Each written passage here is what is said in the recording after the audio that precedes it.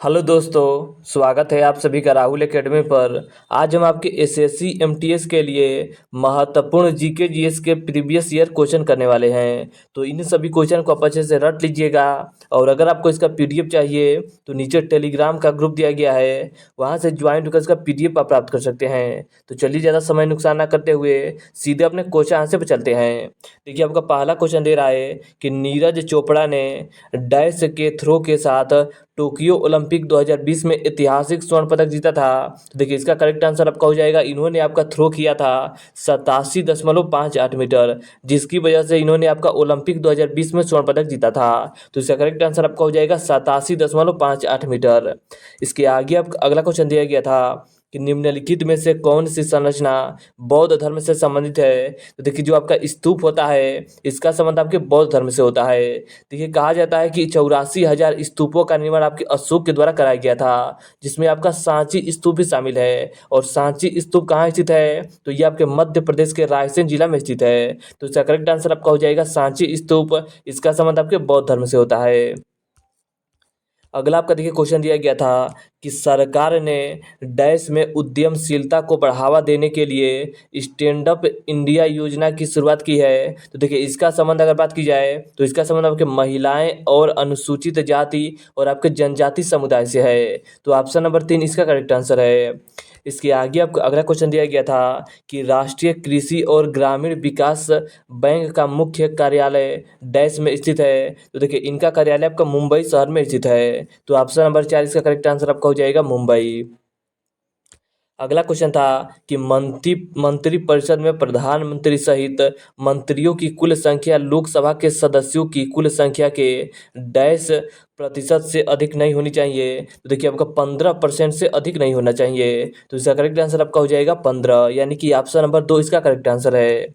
अगला आपको क्वेश्चन दिया गया था कि चपचार कूट महोत्सव भारत के डैश राज्य का एक प्रसिद्ध त्यौहार है। तो देखिए, इसका संबंध अगर बात की जाए तो जो आपका चपचार कूट है यह आपका मिजोरम राज्य में मनाया जाता है। तो ऑप्शन नंबर इसका करेक्ट आंसर आपका हो जाएगा मिजोरम। निम्नलिखित में से किस क्षेत्र में वर्ष भर दिन और रात लगभग बराबर होते हैं। तो इसका करेक्ट आंसर आपका हो जाएगा जो आपका भूमध्य रेखा होता है, इस पर आपका दिन और रात बराबर होता है। इसके आगे आपको अगला क्वेश्चन दिया गया था कि स्थानांतरित कृषि को डैश में झूम के नाम से भी जाना जाता है। तो देखिए, असम राज्य में इसे आपका झूम खेती के नाम से जाना जाता है। अगला आपका देखिए क्वेश्चन दिया गया था कि कथकली किस राज्य का शास्त्रीय नृत्य है। देखिए, कथकली की बात करें तो ये आपका केरल राज्य का प्रसिद्ध शास्त्रीय नृत्य है।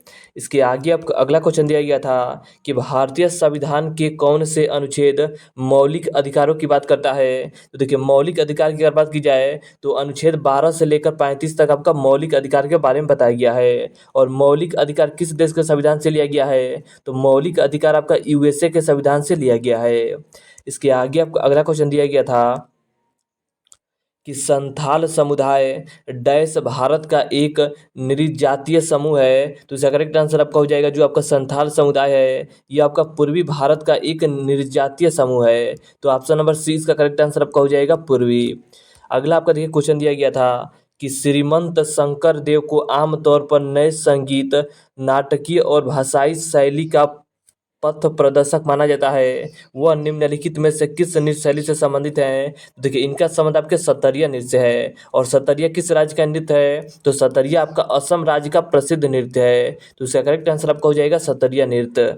इसके आगे आपको अगला क्वेश्चन दिया गया था कि निम्न में से कौन सी जानी मानी शख्सियत आधुनिक इतिहास के चरमपंथी चरण से संबंधित है। तो इसका करेक्ट आंसर आपका हो जाएगा बाल गंगाधर तिलक का संबंध है, यानी कि ऑप्शन नंबर 2 इसका करेक्ट आंसर आपका हो जाएगा। अगला आपका देखिए क्वेश्चन दिया गया था कि दंत क्षय को कम करने के लिए टूथपेस्ट में क्या मिलाया जाता है। तो इसका करेक्ट आंसर आपका हो जाएगा इसमें आपका फ्लोराइड मिलाया जाता है। तो ऑप्शन नंबर 3 इसका करेक्ट आंसर आपका हो जाएगा फ्लोराइड। अगला क्वेश्चन दिया गया था कि लेंस की क्षमता का एसआई मात्रा क्या होता है। तो इसका मात्रा आपका डायोप्टर होता है। तो ऑप्शन नंबर 4 इसका करेक्ट आंसर आपका हो जाएगा डायोप्टर। अगला क्वेश्चन दिया गया था कि द इन हेरिटेज ऑफ लास निम्नलिखित में से किस लेखक द्वारा लिखा गया है। तो यह पुस्तक आपके किरण देसाई के द्वारा लिखा गया है।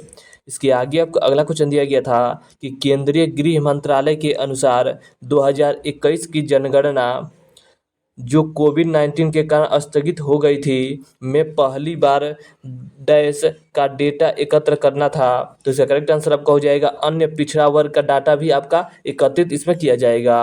तो ऑप्शन नंबर 4 इसका करेक्ट आंसर आपका है। अगला आपका देखिए क्वेश्चन दिया गया था कि राष्ट्रीय डोपिंग रोधी विधेयक 27 जुलाई 2022 को लोकसभा में पारित हुआ था। निम्नलिखित में से कौन सी संस्था भारत में डोपिंग नियंत्रण कार्यक्रमों का प्रबंधन और संचालन करती है? तो देखिए इसका करेक्ट आंसर आपका हो जाएगा यह जो आपका संचालन किया जाता है राष्ट्रीय डोपिंग रोधी एजेंसी यानी कि NADA के द्वारा किया जाता है। तो ऑप्शन नंबर 2 इसका करेक्ट आंसर आपका हो जाएगा।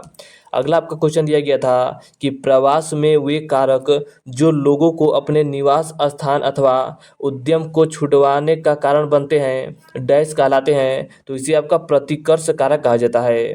तो ऑप्शन नंबर 2 इसका करेक्ट आंसर आपका हो जाएगा। अगला आपका देखिए क्वेश्चन दिया गया था कि विश्व में सर्वाधिक वर्षा किस स्थान पर होता है? तो वो आपका मेघालय के मानसीराम में होता है। इसके आगे आपको अगला क्वेश्चन दिया गया था कि उर्वरक के संदर्भ में निम्नलिखित में से कौन सा कथन सही नहीं है? देखिए इसका करेक्ट आंसर आपका हो जाएगा यह मृदा को ह्यूमस प्रदान नहीं करता है। यानी कि जो आपका उर्वरक होता है यह आपका मृदा को ह्यूमस प्रदान नहीं करता है। तो ऑप्शन नंबर 2 इसका करेक्ट आंसर आपका हो जाएगा। अगला क्वेश्चन दिया गया था कि चोल काल के दौरान डैश को ब्रह्म ब्रह्मदे प्रकार की भूमि के रूप में जाना जाता था। तो इसका करेक्ट आंसर आपका हो जाएगा इसे आपका ब्राह्मणों को उपहार में दी गई भूमि को जाना जाता था। तो इसका करेक्ट आंसर आपका हो जाएगा ऑप्शन नंबर 4।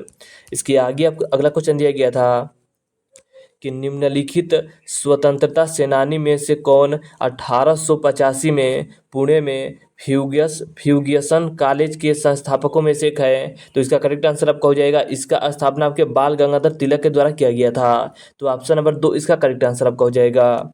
अगला क्वेश्चन दिया गया था कि निम्नलिखित में से किस गायक को दादा साहब फाल्के पुरस्कार से सम्मानित किया गया है? तो इसका करेक्ट आंसर आपका हो जाएगा इसमें से आपके आशा भोसले को किया गया है। तो इसका करेक्ट आंसर आपका हो जाएगा ऑप्शन नंबर 2 आशा भोसले। तो देखिए आज हमने आपके SSC MTS के GK GS के आपके जितने भी क्वेश्चन पूछे गए थे